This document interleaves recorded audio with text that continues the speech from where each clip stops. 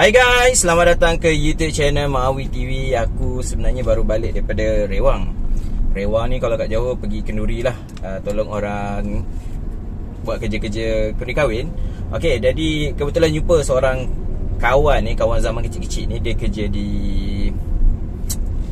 Pro2. Jadi aku korek lah sikit info tentang Pro2 Alza 2022 ni. Okey, jadi ada beberapa info yang dia kata patutnya tak boleh nak bocorkan. Tapi dia kata sebab minggu depan dah nak, beberapa minggu lagi dah nak lancar. Jadi dia kata okey je, maklumat pun dah banyak orang tahu pun. Dia kata okey, jadi aku nak share sikit mungkin yang mengkonfirmkan beberapa perkara lah. Jadi jangan lupa like dan juga subscribe dulu YouTube channel Maawi TV. Kita jumpa sebentar lagi.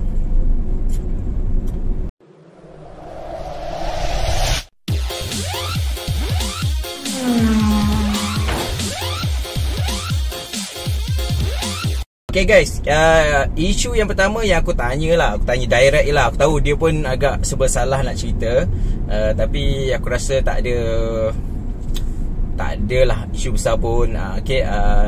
Nampak dia sebenarnya nak cerita, tapi dia pun last kali cakap sebenarnya aku tak cerita kat kau tau sebenarnya benda ni. Tapi dia pun tahu aku ada blog, aku ada YouTube. Jadi nampak lah, tapi sumber-sumbernya dirahsiakan lah. Pertama aku tanya dia tentang betul ke nama baru untuk Pro2 Alza 2022 yang didaftarkan oleh Pro2 iaitu Trust, dan juga Nexus.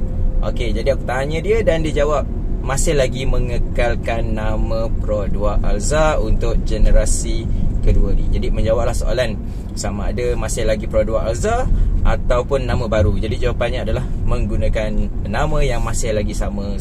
Kemudian dia cerita kat aku juga sebenarnya Pro2 dekat kilang Rawang ni ada 2 kilang atau ada 2 building lah agaknya gitu. Yang aku faham lah, aku tak tanya detail. Dia kata dia satu building akan buat, contohlah setengah buat Alza, satu building akan buat model baru. Dia cakap juga yang kilang atau building yang lagi satu ni sedang membuat D74A, iaitu pengganti kepada Azia. Tu dia sahkan yang tu lah. Sedang dalam proses. Kemudian aku tanya juga tentang Veloz. Ni menarik. Veloz, betul, dalam video yang viral sebelum ni memang dalam banyak-banyak Alza ada Veloz.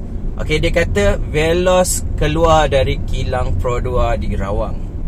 Ini bermaksud ia sama seperti Rush keluar di kilang Pro2 yang sama yang membuat Arus. Sama, aku tak tanya sebenarnya adakah betul namanya Veloz atau Avanza, tapi sebenarnya dia tak hampir-hampir tak cakap tentang Avanza.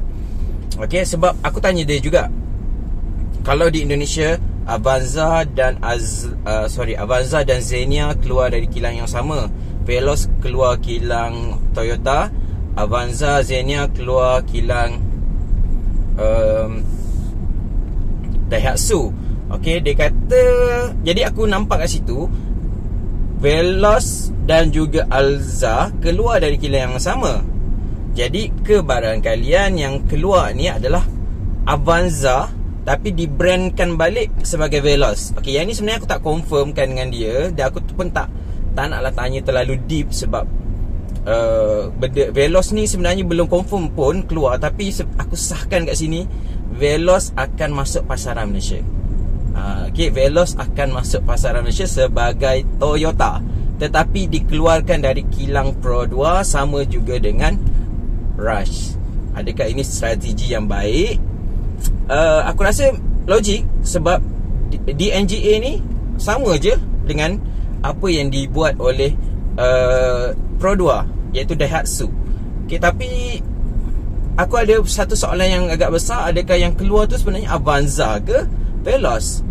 Tapi kalau kita tengok video ataupun gambar yang tular sebelum ni, gambarnya adalah gambar Veloz.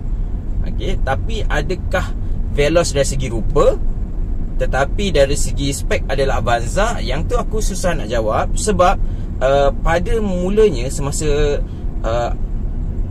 Veloz dan Avanza ni keluar, di Indonesia pernah cakap kalau kita nak convert daripada Avanza nak jadi Veloz, kerjanya sangat banyak. Dia bukan semudah menukar bumper, dia kata. Dia kata kerjanya sangat banyak. Jadi aku rasa kemungkinan kemungkinan Avanza juga yang dikeluarkan, bukannya Veloz.